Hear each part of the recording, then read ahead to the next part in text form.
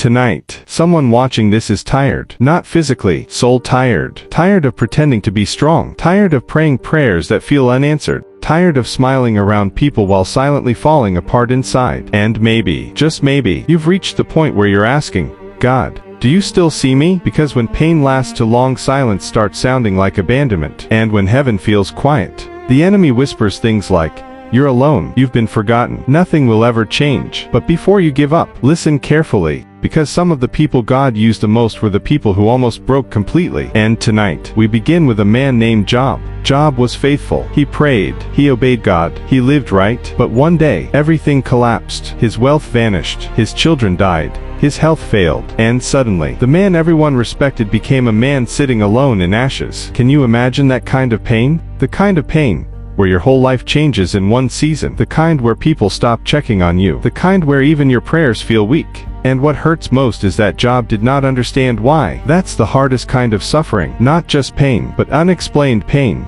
Maybe that's where you are right now. You tried to be good. You tried to stay faithful. You tried to trust God. Yet somehow, life still broke your heart. And slowly you started asking dangerous questions. God, where are you? Did I do something wrong? Why does everybody leave when I need them most? But here's what most people never talk about.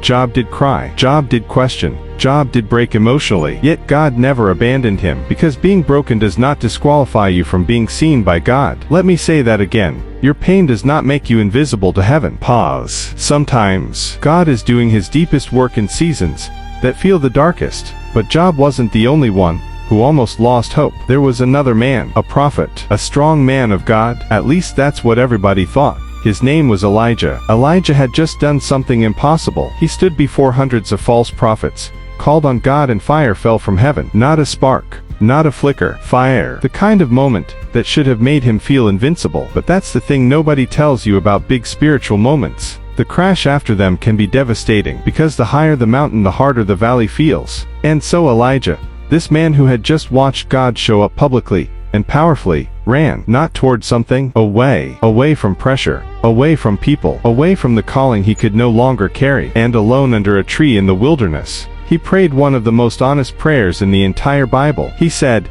"It is enough. I am done. Let me die." Read that slowly. A prophet said that. A man chosen by God said that. A person who had just seen a miracle said that. Which means, your exhaustion does not disqualify you from being God's person. Your burnout is not evidence that God has abandoned you. Your breakdown is not proof that your faith was never real. Sometimes the most faithful people reach the emptiest places. And here is what God did not do. He did not lecture Elijah. He did not remind him of the miracle he just performed. He did not say, "How dare you feel this way after everything I did?" Instead, an angel touched him. "Get up and eat." He slept again. The angel came back. "Get up and eat. The journey is too great for you." Before God gave Elijah any new direction, before any new assignment, before any word about the future, God fed him. God let him rest. God met the physical need before the spiritual one. Because sometimes healing doesn't begin with a revelation. Sometimes it begins with sleep, with a meal, with someone simply saying, "I see that you're tired." Maybe that's what God is saying to you tonight. Not, "Push harder," not, "Pray more." Just, "Rest. I've got you." The journey ahead is too great to carry alone, but you won't carry it alone. You see, the enemy wants exhausted people to make permanent decisions in temporary pain. That's why hopelessness feels so dangerous at night. Because pain becomes louder in silence. But feelings are not always facts. Just because you feel forgotten does not mean God has left you. Peter loved Jesus deeply, but when pressure came, fear took over. 3 times. Peter denied even knowing Jesus. 3 times. And after the third denial, the Bible says Peter wept bitterly. Can you imagine the shame, the guilt, the disappointment? Peter probably thought,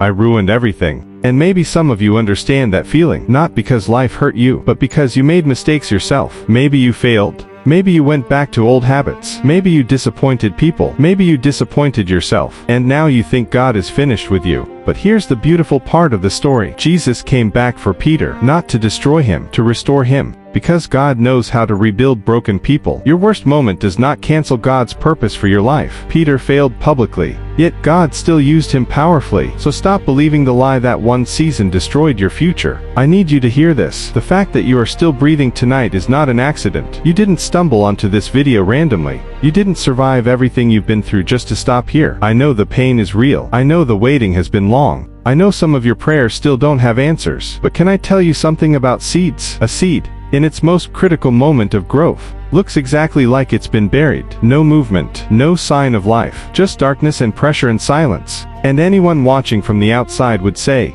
that seed is finished. But underground something is happening that no one can see yet. Roots are forming, breaking through stone, finding water in places that should be impossible. And what looked like burial was actually preparation. Some of you think this season is your ending. God says it's your foundation. The enemy has one strategy with exhausted people. Get them to quit just before the shift comes, not after years of nothing, right before the breakthrough, because he knows what you don't yet. That what God has prepared for you on the other side of this is worth every single night you cried through. Job lost everything. Then God restored everything. Doubled. Elijah asked to die in the wilderness, then went on to mentor a generation and never even tasted death. Peter denied Jesus 3 times at a fire, and Jesus found him at another fire on a shoreline, and handed him the keys to the early church. None of their stories ended where the enemy wanted them to end, and neither will yours. So before you make a permanent decision in a temporary season, look at the seed. Look at the roots breaking stone. What you're in right now is not your grave, it's the ground. So tonight before you give up, breathe again, pray again, hope again, not because life suddenly became easy, but because God still sees you. Even in silence, even in confusion, even in heartbreak, even in the waiting, you are not forgotten. And one day, you will look back at this season and realize, God was carrying you the entire time. Long pause. If this message found you at the right moment, let it remind you, the God who saw Hagar in the wilderness still sees you today.